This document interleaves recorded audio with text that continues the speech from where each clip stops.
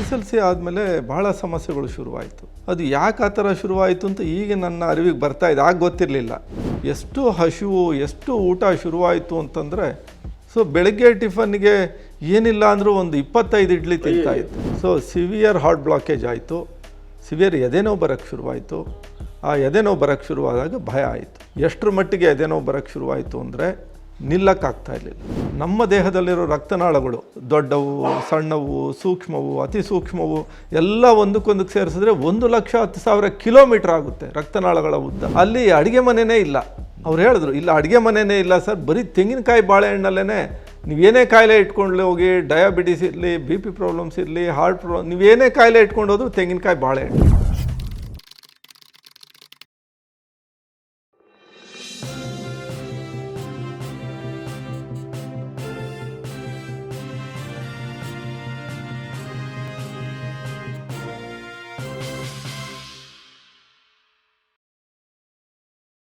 ನಮಸ್ತೆ, ಬಿ ಗಣಪತಿ ಚಾನಲ್ಗೆ ಸ್ವಾಗತ. ನನ್ನ ಚಾನಲನ್ನು ಅತ್ಯಂತ ಪ್ರೀತಿಯಿಂದ ಒಪ್ಪಿಕೊಂಡು ಅಪ್ಪಿಕೊಂಡು ನನ್ನನ್ನು ಅಭಿನಂದಿಸ್ತಾ ನನ್ನನ್ನು ಬೆಳೆಸ್ತಾ ಇದ್ದೀರಿ.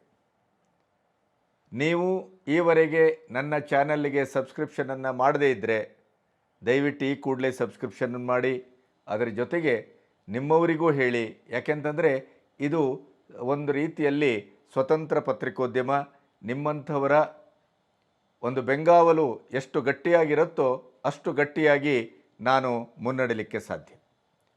ಇವತ್ತಿನ ದಿನಗಳಲ್ಲಿ ನಮಗೆ ಆಧುನಿಕ ಜಗತ್ತಿನಲ್ಲಿ ಎಲ್ಲವೂ ಹಣವೊಂದಿದ್ದರೆ ನಿಮಗೆ ತಂದೆ ತಾಯಿಯ ಒಂದು ಸ್ವರೂಪ ಮತ್ತು ಸ್ಥಿತಿಯನ್ನು ಬಿಟ್ಟರೆ ಬೇರೆ ಎಲ್ಲವೂ ಜಗತ್ತಲ್ಲಿ ಸಿಗುತ್ತೆ.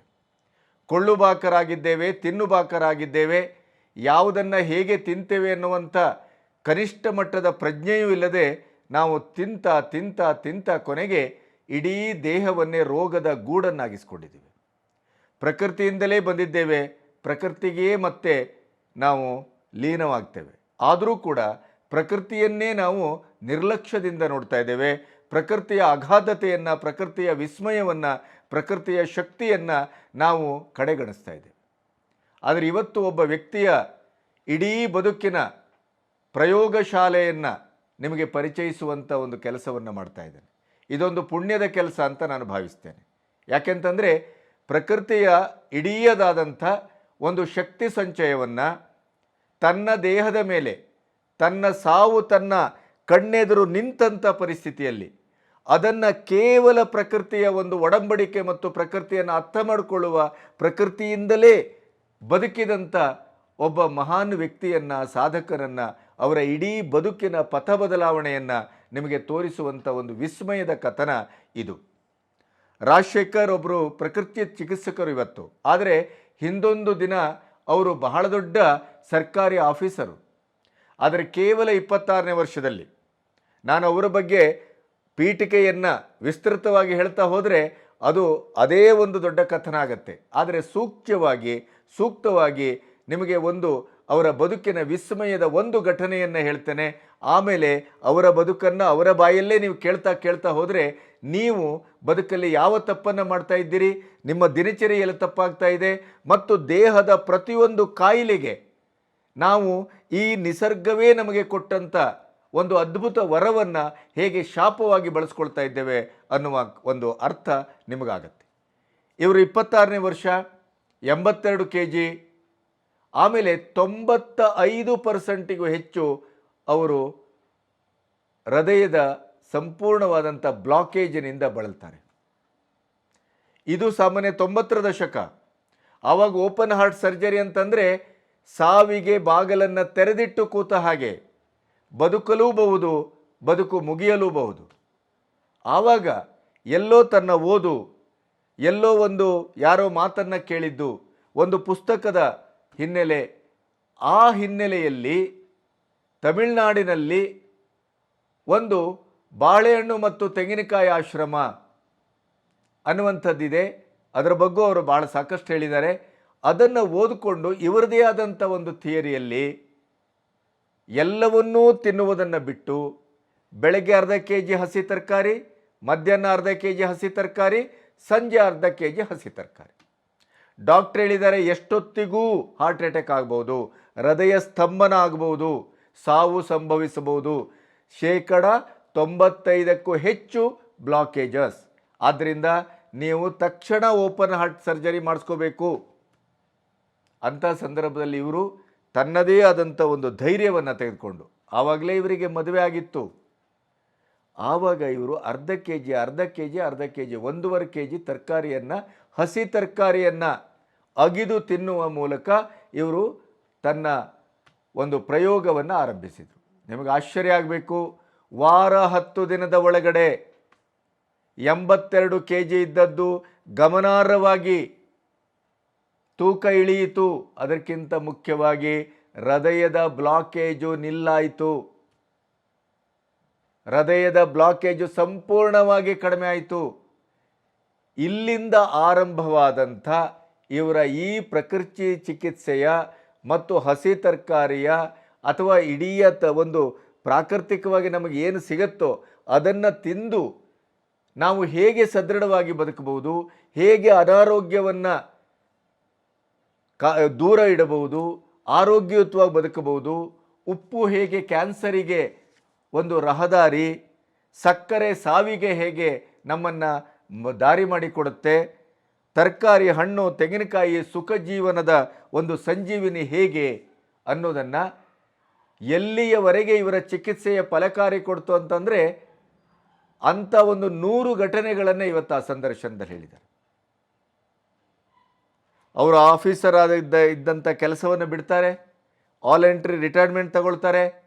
ಆಮೇಲೆ ಇಡೀ ಜಗತ್ತಿನ ಪ್ರಕೃತಿ ಚಿಕಿತ್ಸೆಯಲ್ಲಿ ಯಾವ್ಯಾವ ಡಿಗ್ರಿಗಳಿದೆಯೋ ಅದನ್ನೆಲ್ಲವನ್ನು ಅಧ್ಯಯನದ ಮೂಲಕ ಓದಿಕೊಳ್ತಾರೆ.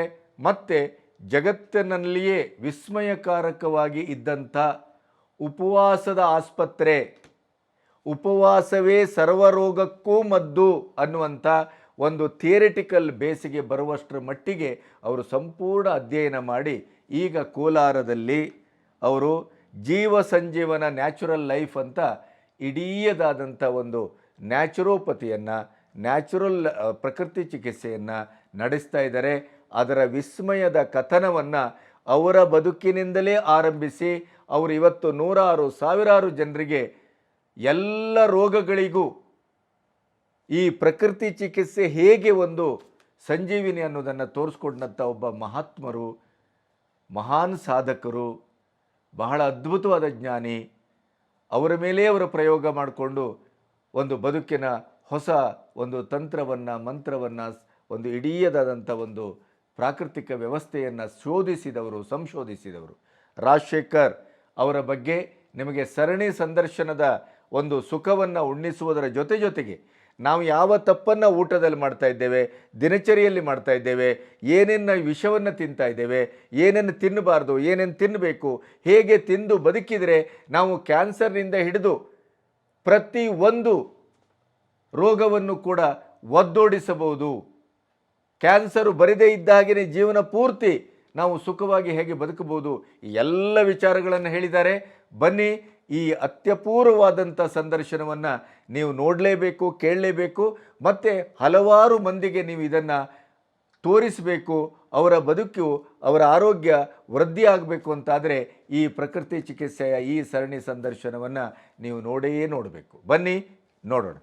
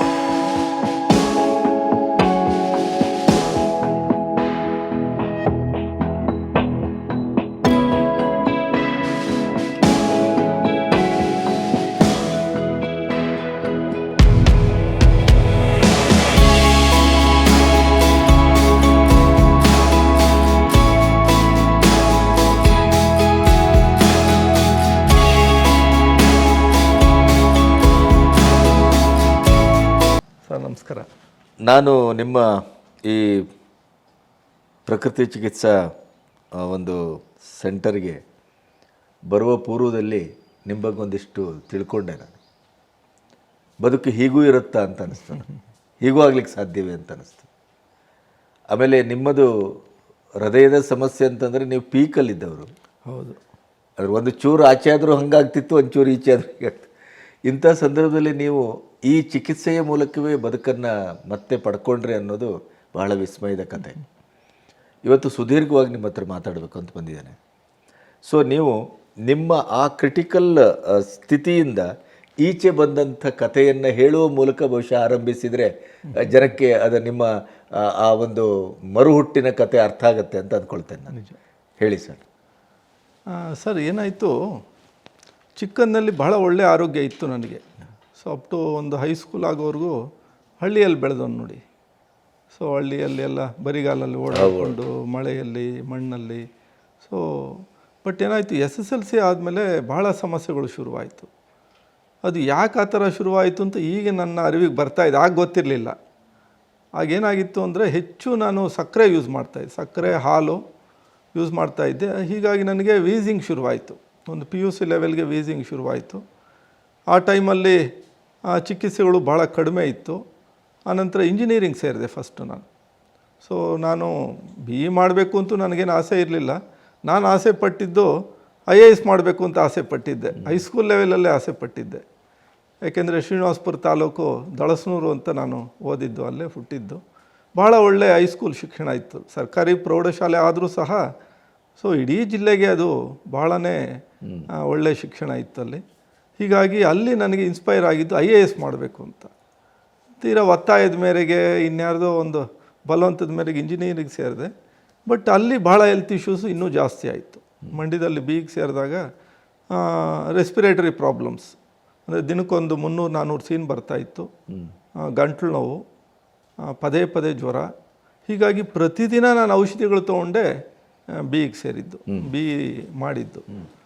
ಸೊ ಫಸ್ಟ್ ರ್ಯಾಂಕ್ ಬಂತು. ಆ ಒಂದು ಕಷ್ಟದಲ್ಲೂ ಫಸ್ಟ್ ರ್ಯಾಂಕ್ ಮೈಸೂರು ಯೂನಿವರ್ಸಿಟಿಗೆ ಬಂದೆ, ಇದರಲ್ಲಿ ಆಟೋಮೊಬೈಲ್ ಇಂಜಿನಿಯರಿಂಗಲ್ಲಿ. ಸೊ ಆನಂತರ ಚಿಕಿತ್ಸೆಗಳ ಜೊತೆಗೆ ನನ್ನ ಬದುಕು ಮುಂದುವರಿತು.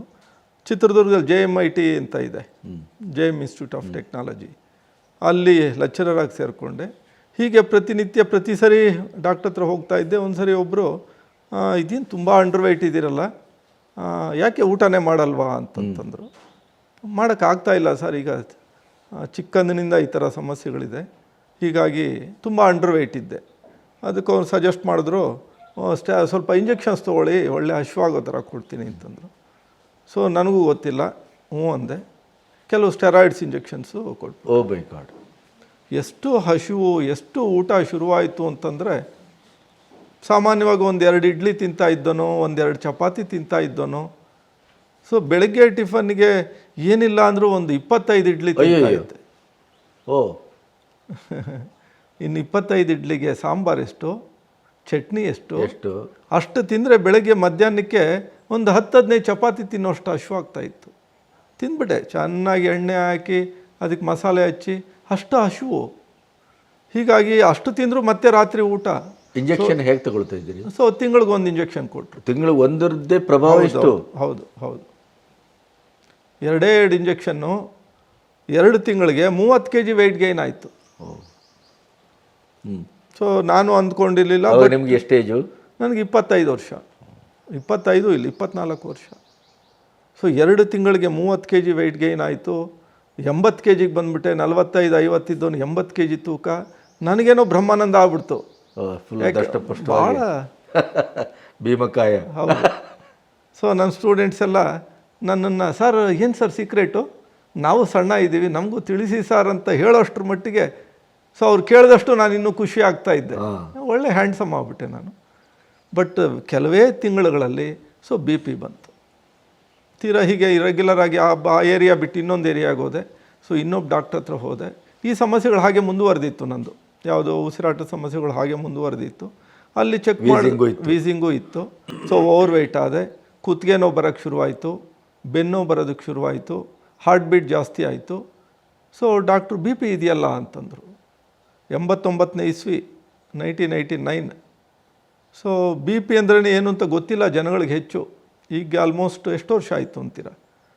34 ವರ್ಷ, 35 ವರ್ಷದ ಹಿಂದಿನ ಕಥೆ ಇದು. ಸೊ ನಾನು ಹೋಗಿದ್ದು ವೀಸಿಂಗ್ ಅಂತ, ಇವರೇನೋ ಬಿ ಪಿ ಅಂತ ಹೇಳ್ತಾ ಇದ್ದಾರೆ. ಬಿ ಪಿ ಅಂದ್ರೇ ಏನು ಅಂತ ಗೊತ್ತಿಲ್ಲ. ಸೊ ಟ್ಯಾಬ್ಲೆಟ್ಸ್ ಕೊಟ್ಟರು, ಬಿ ಪಿಗೆ ಟ್ಯಾಬ್ಲೆಟ್ಸ್ ಕೊಟ್ಟರು. ನನಗೆ 25ನೇ ವರ್ಷಕ್ಕೆ ಬಿ ಪಿ ಮಾತ್ರೆ ಕೊಟ್ಟರು. ಬಟ್ ಅದ್ರದ್ದು ಇಂಪಾರ್ಟೆನ್ಸು ಗೊತ್ತಾಗಲಿಲ್ಲ ನನಗೆ, ಮಾತ್ರೆ ತೊಗೊಳ್ಳಿಲ್ಲ. ಇಂಜೆಕ್ಷನ್ ಮುಂದುವರಿಸಿದ್ರೆ ಇತ್ತ ಇಲ್ಲ, 2 ಇಂಜೆಕ್ಷನ್ಗೆ ಗೊತ್ತಾಗ ಹೆವಿ ವೆಯ್ಟ್ ಆಗೋಯ್ತು. ಅವರು ಸಾಕು ಅಂದರು, ಅವರು ಸಾಕು ಅಂತಂದರು.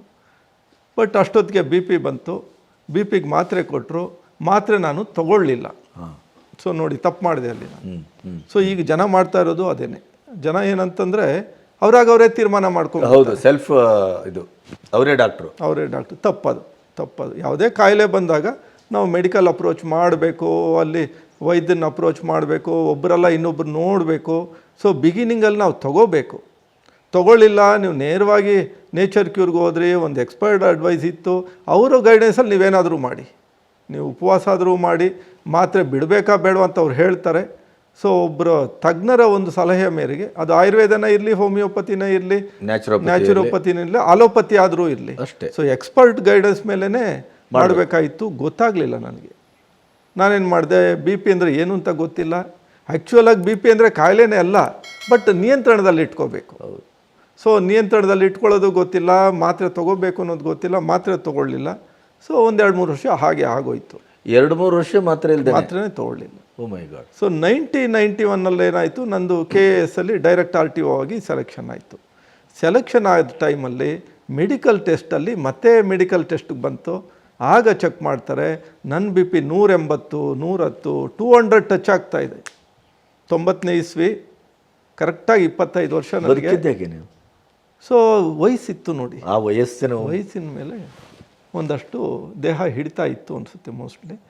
ಸೊ ಅವ್ರು 2 ಸರಿ ಚೆಕ್ ಮಾಡಿದ್ರು, ಮತ್ತೆ ಅರ್ಲಿ ಮಾರ್ನಿಂಗ್ ಬನ್ನಿ ಅಂತಂದರು. ಏನೋ ಟೆನ್ಷನಲ್ಲಿರ್ಬೋದು, ಮಧ್ಯಾಹ್ನ ಬೆಳಿಗ್ಗೆ ಬನ್ನಿ ನೋಡೋಣ ಅಂತಂದರು. ಬೆಳಗ್ಗೆ ಹೋದ್ರೂ ಅಷ್ಟೇ ಇದೆ, 180, 200/120 ಟಚ್ ಆಗ್ತಾಯಿದೆ. ಸಿವಿಯರ್ ಹೈ ರಿಸ್ಕ್ ಇದೆಲ್ಲ. ಯಾವುದೇ ಮಿನಿಟಲ್ಲೂ ರಿಸ್ಕ್ ಆಗೋ ಚಾನ್ಸಸ್. ಇಮಿಡಿಯೇಟಾಗಿ ಅವ್ರೇನು ಮಾಡಿದ್ರು, 2 ಮಾತ್ರೆ ಬರ್ಕೊಟ್ರು. ಆಮೇಲೆ ಹೇಳಿದ್ರು ಅವರು, ನೋಡಿ ಬಿ ಪಿ ಅನ್ನೋದು ನಿಯಂತ್ರಣದಲ್ಲಿ ಇಟ್ಕೊಂಡ್ರೆ ಕಾಯಿಲೆನೇ ಅಲ್ಲ, ಬಟ್ ನಿಯಂತ್ರಣ ಮೀರಿದ್ರೆ ಏನು ಬೇಕಾದರೂ ಆಗ್ಬೋದು. ಕಿಡ್ನಿ ಫೇಲ್ಯೂರ್ ಆಗ್ಬೋದು, ಹಾರ್ಟ್ ಅಟ್ಯಾಕ್ ಆಗ್ಬೋದು, ಸ್ಟ್ರೋಕ್ ಆಗ್ಬೋದು. ಸೊ ಅದೇ ನಾರ್ಮಲ್ ಇದು, ನೀವು ಔಷಧಿಗಳೇ ತೊಗೊತಿರೋ, ನೀವು ಆಹಾರದಲ್ಲೇ ಬದಲಾವಣೆ ಮಾಡ್ಕೊತಿರೋ. ಸೊ ನಾರ್ಮಲಾಗಿ ಇಟ್ಕೊಳ್ಳಿ, ಯಾವುದೇ ಕಾರಣಕ್ಕೂ ಈಗ ಮಾಡಬೇಡಿ ಅಂತೇಳ್ಬಿಟ್ಟು 2 ಮಾತ್ರೆ ಕೊಟ್ಟರು. ಸೊ ನನಗೆ ಬುದ್ಧಿ ತೋರಲಿಲ್ಲ. ನನಗೆ ಸೆಲೆಕ್ಷನ್ನಲ್ಲಿದ್ನಲ್ಲ, ಆ ಖುಷಿ ಇತ್ತಲ್ಲ, ಸೊ ಆರೋಗ್ಯ ನನಗೆ ಗೊತ್ತಾಗಲಿಲ್ಲ. ಈಗಲೂ ಬಹಳಷ್ಟು ಜನ ನೆಗ್ಲೆಕ್ಟ್ ಮಾಡ್ತಾ ಇದ್ದಾರೆ. ಸೊ ಹೀಗಾಗಿ ನಾನು ಆ 2 ಮಾತ್ರೆನೂ ತೊಗೊಳ್ಳಿಲ್ಲ. ಅಯ್ಯೋ, ಅಷ್ಟು ಹೇಳಿದ್ರು ಡಾಕ್ಟ್ರು. ತೊಗೊಳ್ಳಿಲ್ಲ. ಸೊ ಆಯಿತು ಅಂತಂದೆ, ಹೊರಗಡೆ ಬಂದೆ, ಚೀಟಿ ಬಿಸಾಕಿದೆ, ಸರ್ವಿಸ್ಗೆ ಸೇರಿದೆ. ಸೊ ಫಿಸಿಕಲ್ ಹ್ಯಾಂಡಿಕ್ಯಾಪ್ ಇರಲಿಲ್ವಲ್ಲ, ನನಗೆ ಅಂಗವಿಕಲತೆ ಇರಲಿಲ್ಲ. ಹೀಗಾಗಿ ನನಗೆ ಮೆಡಿಕಲ್ ಸರ್ಟಿಫಿಕೇಟ್ ಕೊಟ್ಟರು, ಸರ್ವಿಸ್ಗೆ ಸೇರಿದ 3 ವರ್ಷಕ್ಕೆ, ಅಂದರೆ 93ನೇ ಇಸ್ವಿ. ಸೊ ಸಿವಿಯರ್ ಹಾರ್ಟ್ ಬ್ಲಾಕೇಜ್ ಆಯಿತು, ಸಿವಿಯರ್ ಎದೆನೋವು ಬರೋಕ್ಕೆ ಶುರುವಾಯಿತು. ಆ ಎದೆನೋವು ಬರೋಕ್ಕೆ ಶುರುವಾದಾಗ ಭಯ ಆಯಿತು. ಎಷ್ಟರ ಮಟ್ಟಿಗೆ ಎದೆನೋವು ಬರೋಕ್ಕೆ ಶುರುವಾಯಿತು ಅಂದರೆ, ನಿಲ್ಲಕ್ಕಾಗ್ತಾಯಿರಲಿಲ್ಲ. ಜೀಪ್ ಇಳಿದ್ರೆ ಚೇಂಬರ್ಗೆ ಹೋಗೋಕ್ಕಾಗ್ತಾಯಿರಲಿಲ್ಲ. ಜೀಪ್ ಇಳಿದು 20 ಹೆಜ್ಜೆ ಚೇಂಬರ್ ಒಳಕ್ಕೆ ಹೋದರೆ 10 ನಿಮಿಷ ಸುಧಾರಿಸ್ಕೋಬೇಕಾಗಿತ್ತು. ಆಮೇಲೆ ಒಂದು ಫ್ಲೋರ್ ಹತ್ತಬೇಕು ಅಂದರೆ ಒಂದೊಂದು ಮೆಟ್ಲಿಗೂ 5-5 ಸೆಕೆಂಡು ನಿಂತು ಸುಧಾರಿಸ್ಕೊಂಡು ಹತ್ತೋ ಪರಿಸ್ಥಿತಿ ಬಂತು. ಹೀಗಾಗಿ ನಿದ್ದೆಯಲ್ಲಿ ಎದೆನೋವು ಬರೋಕ್ಕೆ ಶುರುವಾಯಿತು. ಯಾವಾಗ ನಿದ್ದೆಯಲ್ಲಿ ಎದೆನೋವು ಬರೋಕ್ಕೆ ಶುರುವಾಯಿತೋ ಆಗ ಭಯ ಆಯಿತು.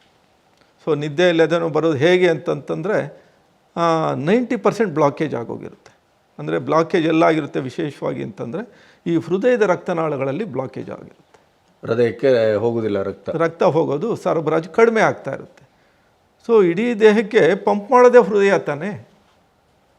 ಸೊ ಎಷ್ಟು ಪಂಪ್ ಮಾಡಬೇಕು ಅಂತಂದರೆ, ನಮ್ಮ ದೇಹದಲ್ಲಿರೋ ರಕ್ತನಾಳಗಳು ದೊಡ್ಡವು, ಸಣ್ಣವು, ಸೂಕ್ಷ್ಮವು, ಅತಿ ಸೂಕ್ಷ್ಮವು ಎಲ್ಲ ಒಂದಕ್ಕೊಂದಕ್ಕೆ ಸೇರಿಸಿದ್ರೆ 1,10,000 ಕಿಲೋಮೀಟರ್ ಆಗುತ್ತೆ ರಕ್ತನಾಳಗಳ ಉದ್ದ. ಅಷ್ಟು ಉದ್ದದ ರಕ್ತನಾಳಗಳಲ್ಲಿ ಸೊ ರಕ್ತ ಸಂಚಾರ ಆಗಬೇಕು ಅಂದರೆ ಹೃದಯ ಎಷ್ಟು ಸಾಮರ್ಥ್ಯ, ಹೇಗೆ ಒತ್ತಬೇಕು, 1 ನಿಮಿಷಕ್ಕೆ 72 ಸರಿ ಒತ್ತಬೇಕದು ಹೃದಯದ ಬಡಿತ. ಒಂದು ದಿನಕ್ಕೆ 1,00,000 ಸರಿ ಒತ್ತಬೇಕು. ಹೀಗೆ ಒತ್ತೋ ಹೃದಯದ ಮಾಂಸಖಂಡಕ್ಕೆ ಆಮ್ಲಜನಕ ಹೋಗಲಿಲ್ಲ, ಗ್ಲೂಕೋಸ್ ಹೋಗಲಿಲ್ಲ, ರಕ್ತ ಸರಬರಾಜು ಕಡಿಮೆ ಆಯಿತು ಅಂದರೆ ನೋವು ಬರೋದಕ್ಕೆ ಶುರುವಾಗುತ್ತೆ. ಆ ನೋವು ನಮಗೆ ಅದೇ ನೋವು ರೀತಿ ಕಾಣಿಸ್ತಾ ಹೋಗುತ್ತೆ. ಸೊ ನಮ್ಮಲ್ಲೇನಾದರೂ ಒಂದು 70% ಬ್ಲಾಕೇಜ್ ಇದ್ದರೆ ನೀವು ಒಂದು 3-4 ಕಿಲೋಮೀಟ್ರ್ ನಡೆದ್ರೆ ಎದೆ ನೋವು ಬರುತ್ತೆ. 80% ಏನಾದರೂ ಬ್ಲಾಕೇಜ್ ಇದ್ದರೆ 1-2 ಕಿಲೋಮೀಟ್ರಿಗೆ ಎದೆ ನೋವು ಬರೋಕ್ಕೆ ಶುರುವಾಗುತ್ತೆ. 90% ಏನಾದರೂ ಹೃದಯದ ರಕ್ತನಾಳಗಳಲ್ಲಿ 1-2-3 ಎಷ್ಟೋ ರಕ್ತನಾಳಗಳಲ್ಲಿ ಬ್ಲಾಕೇಜ್ ಇದ್ದರೆ ನೀವು ನಿಂತ್ಕೊಂಡು ಮನೆಯಲ್ಲಿ ಓಡಾಡಿದ್ರೂ ಎದೆ ನೋವು ಬರುತ್ತೆ. ಸೊ 90-95% ಬ್ಲಾಕೇಜ್ ಇದ್ದರೆ ನಿದ್ದೆಯಲ್ಲೂ ಎದೆ ನೋವು ಬರುತ್ತೆ. ಅಂದರೆ 24 ಗಂಟೆ ಹೃದಯಕ್ಕೆ ಆಕ್ಸಿಜನ್ ಕಡಿಮೆ ಆಗ್ತಾಯಿದೆ, ಪೋಷಕಾಂಶಗಳು ಕಡಿಮೆ ಆಗ್ತಾಯಿದೆ. ಆಗ ನನಗೆ ಭಯ ಎತ್ಕೊಂತು. 93ನೇ ಇಸ್ವಿ ದಾವಣಗೆರೆಯಲ್ಲಿದ್ದೆ. ಆಗ ಓಡಿದೆ ಡಾಕ್ಟರ್ ಹತ್ರ, ಏನೋ ಆಗೋಗಿದೆ. ಯಾಕೆ ಆಗ ಜ್ಞಾಪಕ ಬಂತು, 2 ಸರಿ ನಾನು BP ಮಾತ್ರೆ ತೊಗೊಂಡಿಲ್ಲ. ಸೊ ಅವಾಗಲೂ ದಪ್ಪ ಇದ್ರಿ? ಇದ್ದೆ, 80 kg ಇದ್ದೆ ನಾನು, 80 kg ಇದ್ದೆ. ಸೊ ನನ್ನ BP ನೋಡಿದ್ರು, ನನ್ನ ಸಿಮ್ಟಮ್ಸ್ ನೋಡಿದ್ರು, ಕೊಲೆಸ್ಟ್ರಾಲ್ ಜಾಸ್ತಿ ಇತ್ತು, ಸೊ ಹೆವಿ ವೆಯ್ಟ್ ಇದ್ದೆ, ಸೊ ನಿದ್ದೆಯಲ್ಲಿ ಅದೇನೋ, ಮತ್ತು ಹಿಂದಿನ ಹಿಸ್ಟ್ರಿ ಎಲ್ಲ ತೊಗೊಂಡ್ರು. ಇನ್ನೇನು ಮಾತಾಡಲಿಲ್ಲ ಅವರು. ಸೊ ನೀವು ಇಮ್ಮಿಡಿಯೇಟಾಗಿ ಬೆಂಗಳೂರಿಗೆ ಹೋಗಬೇಕು ಅಂತಂದರು. ಯಾಕೆಂದರೆ ಯಾವುದೇ ಕ್ಷಣದಲ್ಲಿ ಹೃದಯಾಘಾತ ಆಗೋ ಸ್ಥಿತಿ ಇತ್ತು. ಸೊ ನಾವು ನೋಡ್ತಾ ಇದ್ದೀವಿ ಈಗ ಈ ಥರ ಸಿಮ್ಟಮ್ಸ್ ಇತ್ತು ಅಂತಂದರೆ ಎನಿ ಮೊಮೆಂಟ್ ಸೊ ಹೃದಯಾಘಾತ ಆಗ್ಬೋದು. ಸೊ ಹೀಗಾಗಿ ಸೊ ಅವರು ತೊಗೊಳ್ಳಿಲ್ಲ, ಅವರು ನನ್ನ ಕೇಸಿಗೆ ತೊಗೊಳ್ಳಿಲ್ಲ. ಸೊ ಮನೆಗೆ ಬಂದೆ. ಸೊ ತುಂಬ ಭಯ ಎತ್ಕೊಂಡ್ಬಿಡ್ತು. ಸೊ ಮೊದಲೇ ನನಗೆ ಆಸ್ಪತ್ರೆಗಳು ಅಂದರೆ ಭಯ ಇತ್ತು. ಇನ್ನು ಆಸ್ಪತ್ರೆಗಳಿಗೆ ಹೋದರೆ 93ನೇ ಇಸ್ವಿ 93ನೇ ಇಸ್ವಿನಲ್ಲಿ ಹೇಗಿತ್ತು ಅಂದರೆ ಹೃದಯಾಘಾತಗಳಿಗೆ ಬೈಪಾಸ್ ಏನಾದರೂ ಮಾಡಿದ್ರೆ 50% ಸಕ್ಸಸ್ ರೇಟ್. ಹೌದು, ಇದನ್ನು ಓಪನ್ ಮಾಡ್ತಾಯಿದ್ರಲ್ಲ. ಈಗಿನಷ್ಟು ಅಡ್ವಾನ್ಸ್ಡ್ ಆಮೇಲೆ ಸ್ಟಂಟು ಗಿಂಟು ಎಂಥದ್ದು ಇಲ್ಲ, ಓಪನ್ ಹಾರ್ಟ್ ಸರ್ಜರೀಸ್. ಆಮೇಲೆ ಡಾಕ್ಟರ್ ಜವಳಿ ಹತ್ರ ಹೋದರೆ ಸಕ್ಸಸ್ ರೇಟ್ ಜಾಸ್ತಿ ಅನ್ನೋರು, ಮಿಕ್ಕ ಎಲ್ಲೋದ್ರೂ 50-50 ಅನ್ನೋರು. ಆ ಭಯ ಎಷ್ಟು ನನಗೆ ಆವರಿಸ್ತು ಅಂತಂದರೆ ಸೊ ಹೋಗೋದೇ ಬೇಡ. ಎಷ್ಟು ಜಿಗುಪ್ಸೆ ಆಗೋಯ್ತು ಅಂದರೆ ಎಷ್ಟು ದಿನ ಇದ್ದರೆ ಅಷ್ಟು ದಿನವೇ ಸಾಕು. ಸೊ ನೋಡಿ, ಫಸ್ಟ್ ರ್ಯಾಂಕ್ ಬಂತು, ಪ್ರಯೋಜನ ಇಲ್ಲ. ಕ್ಲಾಸ್ 1 ಸರ್ವೀಸರ್ಗಾದೆ ನಾನು, 24 ವರ್ಷಕ್ಕೆ ಸರ್ವೀಸ್ಗೆ ಸೇರಿದ್ದೆ, ಪ್ರಯೋಜನ ಇಲ್ಲ. ಆರೋಗ್ಯ ಇಲ್ಲ ಅಂದರೆ ಯಾವುದಕ್ಕೂ ಬೆಲೆ ಇಲ್ಲ ನೋಡಿ. ಸೊ ನಾನು ನನ್ನ ವೈಫ್ ಇದ್ವಿ, ಮದುವೆ ಆಗಿತ್ತು, ದಾವಣಗೆರೆಯಲ್ಲೇ ಇದ್ದಿದ್ದು. ಸೊ ಇದ್ಬಿಟ್ಟೆ, ಏನು ಮಾಡೋದು ಅಂತ ಗೊತ್ತಾಗಲಿಲ್ಲ. ಆ ಬೈಕ್ಗೆ 1-2 ತಿಂಗಳು ಹಾಗೆ ಇದ್ಬಿಟ್ಟೆ. ಸೊ ತೀರಾ ಆಕಸ್ಮಿಕವಾಗಿ ಒಂದು ಪುಸ್ತಕ ಸಿಕ್ತು ನನಗೆ. ಒಂದು ಮೀಟಿಂಗ್ ಇತ್ತು, ಮೀಟಿಂಗಲ್ಲಿ ಹೋದೆ. ತೀರಾ ಆಕಸ್ಮಿಕವಾಗಿ ಒಂದು ಪುಸ್ತಕ ಸಿಕ್ತು. ಅದು ಮೀಟಿಂಗ್ ಲಂಚ್ ಟೈಮಲ್ಲಿ ನನ್ನ ಸ್ನೇಹಿತನ ಮೀಟ್ ಮಾಡೋದಕ್ಕೆ ಅವರ ಒಬ್ಬರು ಆಫೀಸ್ ಸೂಪರ್ಡೆಂಟ್ ಬಂದಿದ್ದರು. ಅವರ ಹಿಂದೆ ಇನ್ನೊಬ್ಬರು ಇದ್ದರು, ಅವ್ರ ಕ್ಲರ್ಕು. ಅವ್ರ ಕೈಯಲ್ಲಿ ಒಂದು ಪುಸ್ತಕ ಇತ್ತು, ನೋಡಿದೆ. ಕನ್ನಡದ ಪುಸ್ತಕ, ಸತ್ವಭರಿತ ನೈಸರ್ಗಿಕ ಆಹಾರಗಳು ಅಂತ. ಸೊ ನಾನು ಏನು ಪುಸ್ತಕ ಇದು ಅಂತಂದೆ. ಅವರು ಪುಸ್ತಕ ಕೊಡೋಕ್ಕೆ ಮುಂಚೆ ಭಾಳ ಇನ್ಸ್ಪೈರಿಂಗ್ ಆಗಿ ಒಂದು ನಿಮಿಷ ಹೇಳಿದ್ರು. ಸರ್, ಈ ಪುಸ್ತಕ ಭಾಳ ಒಳ್ಳೆಯ ಪುಸ್ತಕ ಇದು ತಮಿಳ್ನಾಡಲ್ಲಿ ಒಂದು ಆಶ್ರಮ ಇದೆ, ಹಣ್ಣು ಕಾಯಿಗಳು ಸ್ವಾಮಿಗಳ ಆಶ್ರಮ ಅಂತ. ಆಶ್ರಮದ ಸ್ಟೋರಿ ಈ ಬುಕ್ಕಲ್ಲಿದೆ ಸರ್. ಏನಂತಂದರೆ ಹಣ್ಣು ಕಾಯಿ ಅಂದರೆ ತೆಂಗಿನಕಾಯಿ, ಬಾಳೆಹಣ್ಣು. ನಾವು ದೇವಸ್ಥಾನಕ್ಕೆ ಹೋಗೋದು ಕಾಯಿ ಮಾಡಿಸೋದಂತ ಆ ಥರ. ಸೊ ಆಶ್ರಮ ತೆಂಗಿನಕಾಯಿ ಬಾಳೆಹಣ್ಣಲ್ಲೇ 50 ವರ್ಷ ನಡೆಸಿರೋ ಆಶ್ರಮ. ಆಶ್ರಮ ಅಂದರೆ ಸುಮ್ಮನೆ ಆಶ್ರಮ ಅಲ್ಲ, ನೇಚರ್ ಕ್ಯೂರ್ ಸೆಂಟರ್ ಅದು. ಒಂದು ಗುಡ್ ಲೈಫ್ ಆಶ್ರಮಂ ಅಂತ, ಗುಡ್ ಲೈಫ್ ಆಶ್ರಮ ನೇಚರ್ ಕ್ಯೂರ್ ಸೆಂಟರ್ ಅದು. ಅಲ್ಲಿ ಅಡುಗೆ ಮನೆಯೇ ಇಲ್ಲ. ಅವ್ರು ಹೇಳಿದ್ರು, ಇಲ್ಲ ಅಡುಗೆ ಮನೆಯೇ ಇಲ್ಲ ಸರ್, ಬರೀ ತೆಂಗಿನಕಾಯಿ ಬಾಳೆಹಣ್ಣಲ್ಲೇ ನೀವೇನೇ ಕಾಯಿಲೆ ಇಟ್ಕೊಂಡು ಹೋಗಿ, ಡಯಾಬಿಟಿಸ್ ಇರಲಿ, BP ಪ್ರಾಬ್ಲಮ್ಸ್ ಇರಲಿ, ಹಾರ್ಟ್ ಪ್ರಾಬ್ಲಮ್, ನೀವೇನೇ ಕಾಯಿಲೆ ಇಟ್ಕೊಂಡು ಹೋದ್ರು ತೆಂಗಿನಕಾಯಿ ಬಾಳೆಹಣ್ಣು. ಆಶ್ರಮದಲ್ಲಿ ಅಡುಗೆ ಮನೆಯೇ ಇಲ್ಲ, ಬೆಂಕಿ ಇಲ್ಲ, ಬೇಯಿಸೋದಿಲ್ಲ, ಭಾಳ ಚೆನ್ನಾಗಿದೆ ನೋಡಿ ಸಾರ್ ಅಂತಂದು. ಸೊ ಅವರು 4 ಮಾತು ಹೇಳಿದ್ರು ನೋಡಿ. ಪುಸ್ತಕ ಓದಿದೆ, 2 ಪೇಜು ಓದಿದ್ದು ನಾನು, ಯಾಕೆಂದರೆ ಮೀಟಿಂಗ್ ಇತ್ತು, ಅವಕಾಶವೂ ಇರಲಿಲ್ಲ. 2 ನಿಮಿಷದಲ್ಲಿ 2 ಪುಟ ಓದೋಷ್ಟೊತ್ತಿಗೆ ಎಷ್ಟು ನನಗೆ ಉತ್ಸಾಹ ಬಂತು, ಇನ್ಸ್ಪೈರ್ ಆಯಿತು ಅಂತಂದರೆ, ಆ ದಿನನೇ ಅಡ್ರೆಸ್ ಬರ್ಕೊಂಡು ಮಲ್ಲೇಶ್ವರಮಲ್ಲಿ ಒಂದು ಪ್ರಕೃತಿ ಜೀವನ ಕೇಂದ್ರ ಅಂತಿದೆ. ಹೋಗಿದ್ದೀರಾ? ಈಗಲೂ ಇದೆ ಅದು. ಮಲ್ಲೇಶ್ವರಂ 8th ಕ್ರಾಸಲ್ಲಿ ಪ್ರಕೃತಿ ಜೀವನ ಕೇಂದ್ರ ಅಂತಿದೆ. ನೇಚರ್ ಕ್ಯೂರ್ ಬಗ್ಗೆ ಬಹಳ ಹಿಂದಿನಿಂದ ಅಲ್ಲಿ ಬಹಳ ಒಳ್ಳೆ ಕೆಲಸಗಳು ಮಾಡಿದರು. ಡಾಕ್ಟರ್ ಶ್ರೀನಿವಾಸಯ್ಯ ಅಂತ ಇದ್ದರು, ಡಾಕ್ಟರ್ ಬ್ರಹ್ಮಚರ್ಯ ಅನ್ನೋರು, ಆಮೇಲೆ ಮುಳುಕೂರು ಅಂತವರು. ಇವರೆಲ್ಲ ಕರ್ನಾಟಕದಲ್ಲಿ ಅವರ ಅನುಭವ ಇದನ್ನೆಲ್ಲ ಬರೀತಾನೆ ಇದ್ದರು. ಹೌದು ಹೌದು ಹೌದು. ಕರ್ನಾಟಕದಲ್ಲಿ ಪ್ರಕೃತಿ ಚಿಕಿತ್ಸೆ ವೃದ್ಧಿ ಆಗೋದಕ್ಕೆ ಬಹಳ ಸೇವೆ ಮಾಡಿರುವಂಥವ್ರು. ಸೊ ಅಲ್ಲಿ ಹೋದೆ, ಅಲ್ಲಿ ಆ ಪುಸ್ತಕ ಸಿಕ್ತು. ಆ ಪುಸ್ತಕ ಓದಿ ಧೈರ್ಯ ಬಂತು.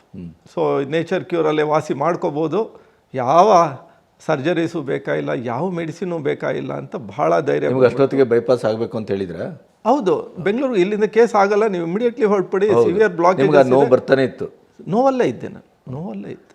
ನಿಮ್ಮ ದೃಷ್ಟ ರೀ. ಹೌದು ಹೌದು. ನಿಮ್ಮಿಂದ ಏನೋ ಆಗಬೇಕು ಅಂತಿತ್ತು, ವಯಸ್ಸಿತ್ತು, ಸ್ವಲ್ಪ ಎಂಗೇಜ್ ಇತ್ತು, ಹೀಗಾಗಿ ಬಹುಶಃ ತಡ್ಕೊಳ್ಳೋ ಸಾಮರ್ಥ್ಯ ಇತ್ತು. ಸೊ ಪುಸ್ತಕ ಓದೋಕ್ಕೆ ಶುರು ಮಾಡಿ ಸೊ ಹಣ್ಣು ಕಾಯಿ ಅಷ್ಟೇ, ಇನ್ನೇನು ಕಷ್ಟ ಏನಿರಲಿಲ್ಲ. ಅದು ತೆಂಗಿನಕಾಯಿ ಬಾಳೆಹಣ್ಣು ತಿನ್ನೋಕ್ಕೆ ಶುರು ಮಾಡಿದೆ, ಖರ್ಚಿಲ್ಲ ಕಾಸಿಲ್ಲ, ಮನೆಯಲ್ಲೇ ಮಾಡ್ಕೊಳ್ಳೋಂಥದ್ದು. ಸೊ ತೆಂಗಿನಕಾಯಿ ಬಾಳೆಹಣ್ಣು ತಿನ್ನೋಕ್ಕೆ ಶುರು ಮಾಡಿದೆ, ಬಟ್ ಒಗ್ಲಿಲ್ಲ ಬಿಗಿನಿಂಗಲ್ಲಿ. ಯಾಕೆ ನನಗೆ ಎಷ್ಟು ತಿನ್ನಬೇಕು, ಯಾವಾಗ ತಿನ್ನಬೇಕು, ಹೇಗೆ ಏನೂ ಗೊತ್ತಿಲ್ಲ ನನಗೆ. ನೀವು ಆ ಸೆಂಟ್ರಿಗೆ ಹೋಗುವಂಥ ಆಲೋಚನೆ ಮಾಡಿ ಅವಕಾಶ ಇರಲಿಲ್ಲ ಇಲ್ಲಿ, ನನಗೆ ರಜಾ ಇರಲಿಲ್ಲ, ಹೆಡ್ ಆಫ್ ದ ಆಫೀಸ್ ಆಗಿದ್ದೆ ನಾನು. ನಾನೇ ಟ್ರೈ ಮಾಡಿಬಿಡೋಣ ಅಂತ ಶುರು ಮಾಡಿದೆ, ಆಗಲಿಲ್ಲ. ತೆಂಗಿನಕಾಯಿ ಬಾಳೆಹಣ್ಣು ತಿಂದು ಮತ್ತೆ ವೀಸಿಂಗ್ ಜಾಸ್ತಿ ಆಗೋಯ್ತು. ತೆಂಗಿನಕಾಯಿ ಬಂದು ತಿನ್ನೋಣ ಅಂತೇಳಿ ತೆಂಗಿನಕಾಯಿ ಬರೀ ತೆಂಗಿನಕಾಯಿ ತಿನ್ನೋಕ್ಕೆ ಶುರು ಮಾಡಿದೆ, ಹೊಟ್ಟೆ ನೋವು ಬಂದ್ಬಿಡ್ತು, ಸಿವಿಯರ್ ಇನ್ಫೆಕ್ಷನ್ ಆಯಿತು. ಸೊ ಎರಡೂ ಬಿಟ್ಟು ಫೋನ್ ಮಾಡಿದೆ ಅಲ್ಲಿಗೆ, ಫೋನ್ ಮಾಡಿ ಈ ಥರ ತಿಂತಾಯಿದ್ದೀನಿ, ನಿಮ್ಮ ಪುಸ್ತಕದ ಪ್ರಕಾರ ನಾನು ತೆಂಗಿನಕಾಯಿ ಬಾಳೆಹಣ್ಣು ತಿಂತಾಯಿದ್ದೆ, ನನಗೆ ಆಗಲಿಲ್ಲ ಅಂತಂತಂದೆ. ಸೊ ನೀವು ಇಲ್ಲಿ ಬನ್ನಿ ಸರಿ ಮಾಡ್ತೀವಿ ಅಂತಂದರು. ನಾನು ಇಲ್ಲಿ ತೆಂಗಿನಕಾಯಿ ಬಾಳೆಹಣ್ಣೆ ತಿಂತಾಯಿದ್ದೀನಿ ಅಂತಂದೆ. ತಿನ್ನೋದಕ್ಕೂ 10 ಮೆಥಡ್ಸ್ ಇದೆ, ಎಷ್ಟು ತಿನ್ನಬೇಕು, ಯಾವಾಗ ತಿನ್ನಬೇಕು, ಹೇಗೆ ತಿನ್ನಬೇಕು, ಅದೆಲ್ಲ ಪ್ರೊಸೀಜರ್ಸ್ ಇದೆ, ಫೋನಲ್ಲೆಲ್ಲ ಹೇಳಕ್ಕೆ ಬನ್ನಿ ನಾವು ತೆಂಗಿನಕಾಯಿ ಬಾಳೆಹಣ್ಣೆ ಕೊಟ್ಟು ನಿಮ್ಗೆ ಸರಿ ಮಾಡ್ತೀವಿ ಅಂತಂದರು. ಬಟ್ ಹೋಗೋದಕ್ಕೆ ನನಗೆ ರಜೆಗಳು ಅದೆಲ್ಲ ಭಾಳ ಅನಾನುಕೂಲ ಇತ್ತು. ಹೀಗಾಗಿ ನಾನು ಬಿಟ್ಬಿಟ್ಟೆ. ಒಂದು 3 ತಿಂಗಳು ಬಿಟ್ಟು ಹೋಗೋಣ, ಏಪ್ರಿಲ್ ಮೇನಲ್ಲಿ ಕೊಡ್ತೀವಿ ರಜಾ ಅಂತಂದರು. ಫೈನಾನ್ಷಿಯರ್ ಮುಗೀಲಿ ಅಂತಂತಂದರು ನಮ್ಮ ಕಮಿಷನರು. ಹೀಗಾಗಿ ಸುಮ್ಮನೆ ಆಗ್ಬಿಟ್ಟೆ. ಎಲ್ರಿಗೂ ನಮಸ್ಕಾರ. ನಾನು ನೇತ್ರಾವತಿ, ಚಿತ್ರದುರ್ಗದಿಂದ ಬಂದಿದ್ದೀನಿ. ನಾನು 14 ವರ್ಷದಿಂದ ಡಯಾಬಿಟಿಕ್ ಪೇಷಂಟು. ನಾನು 10 ವರ್ಷ ಬರೀ ಮಾತ್ರೆ ಇದ್ದೆ. ಆಮೇಲೆ ನಂತರ ನನಗೆ ಶುಗರು ವೇರಿಯೇಷನ್ ಆಗಿದೆ ಅಂತ ನನಗೆ ಇನ್ಸುಲಿನ್ ಮಾಡಿದರು. ಸರಿ, ನಾನು ಬೆಳಿಗ್ಗೆ 15, ಸಂಜೆ 15, 30 ಯೂನಿಟ್ ತೊಗೊಳ್ತಾ ಇದ್ದೆ. ಮತ್ತು ಆಹಾರದಲ್ಲಿ ನಾನು ಕಂಟ್ರೋಲ್ ಮಾಡ್ತಾ ಇದ್ದೆ, ಆದರೂ ನನಗೆ ಸರಿ ಆಗ್ತಿರ್ಲಿಲ್ಲ. ಮತ್ತು ಬೆಳಿಗ್ಗೆ 1.5 ಗಂಟೆ ವಾಕಿಂಗು, ಮತ್ತು ಸಂಜೆ 1.5 ಗಂಟೆ ವಾಕಿಂಗು, ಮತ್ತು ಬೆಳಿಗ್ಗೆ ಸ್ವಲ್ಪ ಯೋಗಾಸನಗಳು, ಸಂಜೆ ಯೋಗಾಸನ, ಮತ್ತು ಪಾರ್ಕಲ್ಲಿ ಹೋಗ್ಬಿಟ್ಟು ಸೈಕಲ್ ತುಳಿಯೋದು, ಮತ್ತು ವೆಯ್ಟ್ ಲಿಫ್ಟಿಂಗು, ಅದು ಅರ್ಧ ಗಂಟೆ ಮಾಡ್ತಿದ್ದೆ. ಆದರೆ ನನಗೇನು ಪ್ರಯೋಜನ ಆಗಲಿಲ್ಲ. ಆಮೇಲೆ ಮತ್ತೆ ನಾನು ಇನ್ಸುಲಿನ್ನು ಕಮ್ಮಿ ಆಗಲಿಲ್ಲ, ಮತ್ತು ಕೊಲೆಸ್ಟ್ರಾಲು ತುಂಬ 600-500ಕ್ಕೆ ಹೋಯಿತು. ಮತ್ತು HbA1c ಮೊದಲು 7 ಇರ್ತಾ ಇತ್ತು. ನಾನು ಸುಮ್ಮನೆ ವಾಕಿಂಗ್ ಜಾಸ್ತಿ, ಯೋಗ ಜಾಸ್ತಿ, ಕೊಲೆಸ್ಟ್ರಾಲ್ ತರಬೇಕು ಅಂತ ವಾಕಿಂಗು, ಯೋಗ, ಸೈಕ್ಲಿಂಗು ಅಷ್ಟೆಲ್ಲ ಜಾಸ್ತಿ ಮಾಡಿದ್ರು ನನಗೆ HbA1c 9.9-10ಕ್ಕೆ ಹೋಯಿತು. ಸರ್, ಏನು ಮಾಡಬೇಕು ಅಂತ ಗೊತ್ತಾಗಲಿಲ್ಲ. ಏನು ಮಾಡೋದು, ಇದಕ್ಕೆ ಪರಿಹಾರ ಮಾಡ್ಕೋಬೇಕು ಅಂತ ನನಗೆ ಗೊತ್ತಾಗಲಿಲ್ಲ. ಏನು ಮಾಡಬೇಕು ಅಂತ ಸರ್ ಮಾಡ್ಬೇಕಾದ್ರೆ ನನಗೆ ಒಂದಿನ TV ನೋಡ್ತಾ ಇರ್ಬೇಕಾದ್ರೆ ಹಾಲದ ಬಗ್ಗೆ ಸರ್ ಹೇಳ್ತಾ ಇದ್ರು. ನಾನು ಸ್ವಲ್ಪ ನೋಡಿದೆ, ಅಷ್ಟೊತ್ತಿಗೆ ನನಗೆ ಗೊತ್ತಾಯಿತು ಡಾಕ್ಟರ್ಸ್ ಹಾಲದ ಬಗ್ಗೆ ಹೇಳ್ತಾರೆ ಅಂತ. ಸರ್ ಕೋಲಾರ, ರಾಜಶೇಖರ್ ಎರಡೇ ನನಗೆ ಗೊತ್ತಾಗಿದ್ದು. ನಾನು ಅದನ್ನು ಟಿಕ್ ಮಾಡ್ಕೊಂಡು ಆಮೇಲೆ ಮೊಬೈಲಲ್ಲೆಲ್ಲ ರೆಡಿ ಮಾಡಿದಾಗ ನನಗೆ ಡಾಕ್ಟರ್ ಸಿಕ್ಕರು. ಡಾಕ್ಟರ್ ರಾಜಶೇಖರ್ ಅಂತ, ಲೈಫ್ ನ್ಯಾಚುರಲ್ ಲೈಫ್ ಅಂತ, ಜೀವ ಸಂಜೀವನ ಅಂತ ನನಗೆ ಗೊತ್ತಾಯಿತು. ನನಗೆ 6 ತಿಂಗಳಿಂದ ನನಗೆ ಆಶ್ಚರ್ಯ ಆಯಿತು. ಅಯ್ಯೋ, ಡಾಕ್ಟರ್ ನನಗೆ ಆಹಾರದಲ್ಲೇ ಇನ್ಸುಲಿನ್ ಬಿಡಿಸ್ತಾರೆ, ಆಹಾರದಲ್ಲೇ ಮಾತ್ರೆ ಬಿಡ್ತಾರೆ ಅಂತ ನಾನೆಲ್ಲ ಕೇಳಿದೆ. ಯೂಟ್ಯೂಬಲ್ಲೆಲ್ಲ ಅವ್ರು ಸುಮಾರು ವಿಡಿಯೋ ನೋಡ್ತಾ ಇದ್ದೆ, ಡೈಲಿ ಅವ್ರದೇ ನೋಡ್ತಿದ್ದೆ 3-4. ಸರ್ ಅದನ್ನ ಹೆಂಗೆ ಆಹಾರದಲ್ಲಿ ತಿಂತ್ಕೊಂಡ್ರು, ಕಾಯಿ ಬಾಳೆಹಣ್ಣು ತಿಂತಿದ್ರಂತೆ, ಅವರನ್ಗೂ ನಾನು ಕೇಳ್ತಿದ್ದೆ. ಏನು ಆಶ್ಚರ್ಯ, ಕಾಯಿ ಬಾಳೆಹಣ್ಣು ನಮ್ಮ ಮನೆಯವ್ರಿಗೆ ಹೇಳಿದರೆ ಏನು ಕಾಯಿ ಬಾಳೆಹಣ್ಣು ನಾವೊಂದು ದೇವಸ್ಥಾನದಲ್ಲಿ ತಿಂತಿದ್ದು, ಸರ್ ಇವಾಗ ತಿಂತಾರಂತಾರ, ನಾವು ತುಂಬ ತಿಂದಿದ್ದೀವಿ, ಅದರಲ್ಲೇನು ಕಾಯಿ ವಿಷಯ ಅಂತ ಹೇಳ್ತಿದ್ರು. ಇಲ್ಲ ನಾನು ಡಾಕ್ಟ್ರು ನೋಡಲೇಬೇಕು, ನನಗೆ ಪರಿಹಾರನೇ ಸಿಕ್ಕಿಲ್ಲ. ಇಷ್ಟು ಕಂಟ್ರೋಲ್ ಮಾಡಿ, ಇಷ್ಟು ಊಟ ಕಂಟ್ರೋಲ್ ಮಾಡಿ, ಯೋಗ, ವ್ಯಾಯಾಮ, ಮತ್ತು ತುಂಬ ವಾಕು ಮಾಡಬೇಕು, ಕೊಲೆಸ್ಟ್ರಾಲ್ ಕರಗಿಸ್ಬೇಕು, ಶುಗರ್ ಕರಗಿಸ್ಬೇಕು, ನನ್ನ ಪ್ರಯತ್ನನೇ ಆಗಲಿಲ್ಲ ಅದು. ಸರಿ, ಆಮೇಲೆ ನಾನು ಹೋಗಲೇಬೇಕು ಅಂತ ಆ ಡಾಕ್ಟ್ರಿಗೆ ಫೋನ್ ಮಾಡಿ ನಾನು ಇಲ್ಲಿಗೆ ಬಂದೆ. ಇವತ್ತಿನ ನಾನು ಬಂದು 8ನೇ ದಿವಸ. ನಾನು ಬಂದಿದ್ದ ದಿವಸದಿಂದ ಡಾಕ್ಟ್ರು ರಾತ್ರಿಯಿಂದ ಬೆಳಿಗ್ಗೆ ನನಗೆ ಇನ್ಸುಲಿನು ಬೇಡ, ಮಾತ್ರೆ ಬೇಡ, ಎಲ್ಲ ಬಿಡಿಸ್ಬಿಟ್ರು. 30 ಯೂನಿಟ್ಟು 4 ಮಾತ್ರೆ ಎಲ್ಲ ಬಿಡಿಸ್ಬಿಟ್ರು. ಬೆಳಿಗ್ಗೆ ನನಗೆ ಆಹಾರ ಥೆರಪಿ ಶುರು ಮಾಡಿಬಿಟ್ರು. ಆವತ್ತಿಂದ ನನಗೆ ಆಹಾರದಲ್ಲಿ ತೊಂದರೆನೂ ಇಲ್ಲ. ಮತ್ತು ಊಟ ಏನು ಕೊಡ್ತಾರೆ ಸರ್ ಅದ್ರಾಗೆ ನನಗೆ ಫುಲ್ಲು ಬೆಳಿಗ್ಗೆ ಸಂಜೆ 2 ಹೊತ್ತು ನನಗೆ ಇನ್ಸುಲಿನ್ ಇಲ್ದಲೆ ಶುಗರು, BP 2 ನಾರ್ಮಲ್ ಬರ್ತಾಯಿದ್ವಿ. ಆಮೇಲೆ ನನಗೆ ಆಶ್ಚರ್ಯ, 3 ದಿವಸದಲ್ಲಿ ನನಗೆ ಎಲ್ಲ ಕಂಟ್ರೋಲ್ ಆಗಿಬಿಡ್ತು. ಏನೋ ಶರೀರಕ್ಕೆ ಉಪಯೋಗ ಆಗುತ್ತೆ, ನಮಗೆ ಆದ್ರಿಂದ ಕಾಯಿಲೆ ಹುಷಾರಾಗುತ್ತೆ, ನಮಗೆ ಅದನ್ನು ಕೊಡ್ತಿದ್ದಾರೆ ಹೊರತು. ಸರ್ ಬೆಳಿಗ್ಗೆನೆ ನನಗೆ ಯೋಗ ಬಿಡಿಸ್ಬಿಟ್ರು. ನೀವು ಯೋಗ ಮಾಡಿಕೊಡ್ದು, ಯೋಗ ಕುತ್ಕೊಂಡ್ಬಿಟ್ರಿ, ನನ್ನನ್ನು ಬಂದು ಎಬ್ಸ್ಬಿಡ, ನಿಮಗೆ ಬೇಡ ಯೋಗ ಬೇಡ, ನೀವು ಯೋಗ ಮಾಡಿದ್ರೆ ನನಗೆ ಎಷ್ಟು ಇದ್ದಿದ್ದು ಯೋಗ ಮಾಡಿ ತೂಕನೇ ಕಮ್ಮಿ ಆಗ್ಬಿಡ್ತು, ವೆಯ್ಟ್ ಲಾಸ್ ಆಗ್ತಾ ಬಂದ್ಬಿಡ್ತು ನನಗೆ ಊರಲ್ಲಿದ್ದಾಗ. ಆಮೇಲೆ ಇಲ್ಲಿಗೆ ಬಂದರೆ ನೀವು ಬೇಡ, ನೀವು ಮಾಡೋದೆಲ್ಲ ನಿಮಗೆ ವೆಯ್ಟ್ ಲಾಸ್ ಆಗ್ಬಿಟ್ಟಿದೆ, ನಿಮ್ಮ ಶರೀರಕ್ಕೆ ಏನು ಇನ್ಸುಲಿನ್ ಕಮ್ಮಿ ಆಗ್ತಿಲ್ಲ, ಕೊಲೆಸ್ಟ್ರಾಲ್ ಕಮ್ಮಿ ಆಗ್ತಿಲ್ಲ, ಫಸ್ಟ್ ಯೋಗ ಬಿಡ್ರಿ ಅಂದರು. ನಾನು ಯೋಗ ಬಿಟ್ಬಿಟ್ಟೆ. 20 ನಿಮಿಷ ಸಾಕು ನಿಮಗೆ ವಾಕ್ ಅಂದರು. 8 ದಿವಸದಿಂದ ಬೆಳಿಗ್ಗೆ ಸಾಯಂಕಾಲ 20 ನಿಮಿಷ ನಾನು ಅಷ್ಟೇ ವಾಕ್ ಮಾಡ್ತಿರೋದು. ನನಗೆ ಯೋಗನೂ ಬಿಡಿಸಿ, ಇನ್ಸುಲಿನ್ ಬಿಡಿಸಿ, ಮಾತ್ರೆ ಎಲ್ಲ ಬಿಡಿಸ್ಬಿಟ್ಟು ನನಗೆ ಆಹಾರ ಥೆರಪಿನೇ ನನಗೆ ಇವತ್ತವರೆಗೂ ನನಗೆ ಏನು ಪ್ರಾಬ್ಲಮ್ ಇಲ್ಲ, ನಾರ್ಮಲ್ ಆಗಿದೆ. ಶುಗರ್ ಊಟದಲ್ಲೇ ನಮಗೆ ಎಲ್ಲ ಕಾಯಿಲೆನೂ ನಿವಾರಣೆ ಮಾಡ್ತಾರೆ. ನೀವೇನೇ ಕಾಯಿಲೆ, ಗ್ಯಾಸ್ಟ್ರಿಕ್ ಇರಲಿ, ಶುಗರ್ ಇರಲಿ, BP ಇರಲಿ, ಆರ್ಥೈಟಿಸು, ಸರ್ ಆಹಾರ ಕ್ರಮದಲ್ಲೇ ನಾವು ಎಷ್ಟೋ ಕಾಯಿಲೆ ಹುಷಾರು ಮಾಡೋದು ನಾವು ಕೇಳ್ತಾ ಇದ್ದೀವಿ. ಸಾರು ದಿನಕ್ಕೆ 2 ಸರಿ ನಮಗೆ ಪಾಠ ಮಾಡ್ತಾರೆ. ಅದ್ರ ಬಗ್ಗೆ ನಮ್ಮ ಶರೀರದ ಬಗ್ಗೆ ಎಷ್ಟು ತಿಳುವಳಿಕೆ ಕೊಡ್ತಾರೆ ಅಂದರೆ, ಅಯ್ಯೋ ನಾವು ಇಷ್ಟೋ ನಮ್ಮ ಶರೀರದಲ್ಲಿ ಒಬ್ರು ಡಾಕ್ಟರ್ ಇದ್ದಾರೆ, ನಾವು ಎಲ್ಲೂ ಕೇಳಿಲ್ಲ. ನನಗೆ ತುಂಬ ಆಶ್ಚರ್ಯ ಆಯಿತು. ನನಗಂತೂ ತುಂಬ ಆಶ್ಚರ್ಯ ಆಯಿತು. ನನಗೆ ನಂಬೋಕ್ಕಾಗ್ತಿಲ್ಲ. ಅದನ್ನು ನಾನೇ ಅನುಭವ ಪಡ್ಕೊಳ್ಳೋದ್ರಿಂದ ದಯವಿಟ್ಟು ಎಲ್ಲರೂ ಬಂದು ಉಪಯೋಗ ಪಡ್ಕೋಬೇಕು ಅಂತ ನನಗೇನು ಖುಷಿ ಅಂದರೆ, ನನಗೆ ಇನ್ಸುಲಿನ್ನು ಮಾತ್ರೆ ಬಿಟ್ಟು ನನಗೆ ಶುಗರ್ ಕಂಟ್ರೋಲ್ ನನಗೆ ಅದೇ ಖುಷಿ ಆಯಿತು. ಎಲ್ಲರೂ ಬಂದು ಉಪಯೋಗ ಪಡ್ಕೋಬೇಕು ಅಂತ ನಾನು ಕೇಳ್ಕೊಂತೀನಿ ಸರ್.